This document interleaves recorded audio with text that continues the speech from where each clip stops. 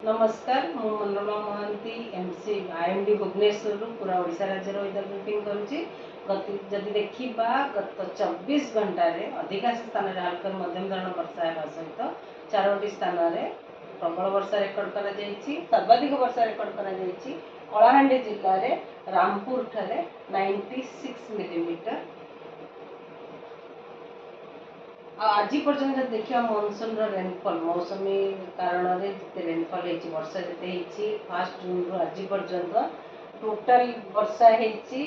318.7 millimetre जोटा कि normal value जोटार कि अच्छी 247.4 मिलीमीटर से आम राज्य में पूरा 29% एक्सेस रेनफॉल रेकर्ड कर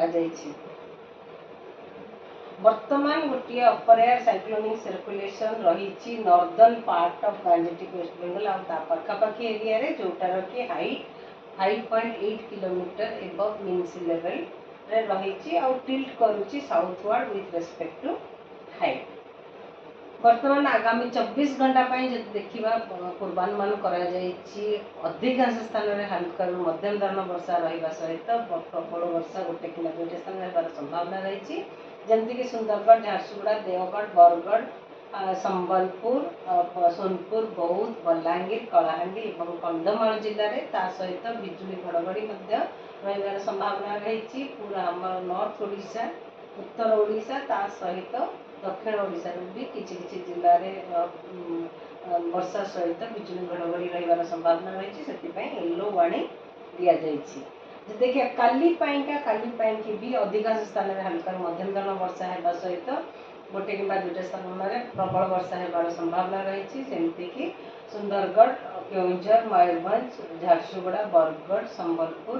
एवं देवगढ़ जिले में ता सहित उत्तर ओडिशा जिला ओडिशार जिला गुड़िक बिजुली घड़घड़ी सहित झटका पवन 30 ରୁ 40 किलोमीटर पर आवर भी रही संभावना रही येलो वार्निंग दि जाइए। 6 तारीख का अधिकांश स्थान में हल्का मध्यम धरण वर्षा रहा सहित गोटे कि दुईट स्थान में बिजुली घड़घड़ी सहित भी रही पारे प्रबल वर्षा गोटे दुईट स्थान रही संभावना रही जमीक सुंदरगढ़ झारसुगुड़ा देवगढ़ संबलपुर केउंझर और मयूरभंज जिले में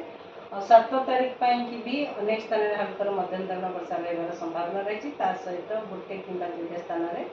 प्रबल वर्षा होगा संभावना अच्छी जमीक सुंदरगढ़ और झारसुगुड़ा जिले में 8 तारीख किसी स्थान में हल्का मध्यम धरण वर्षा रही संभावना रही किंतु वार्निंग आज ऑफ नाउ जो देखा वार्निंग किसी ना प्रबल वर्षार और 9 तारीख रे भी प्रबल वर्षार वार्निंग ना कि किसी स्थान में हल्का मध्यम धरण वर्षा रहा 10 तारीख रे वर्षार परिमाण ड्रास्टिक रिडक्शन बहुत कम होबार संभावना रही कामा जगह कि गोटे दुईट स्थान में हल्का मध्यम वर्षा होबार संभावना।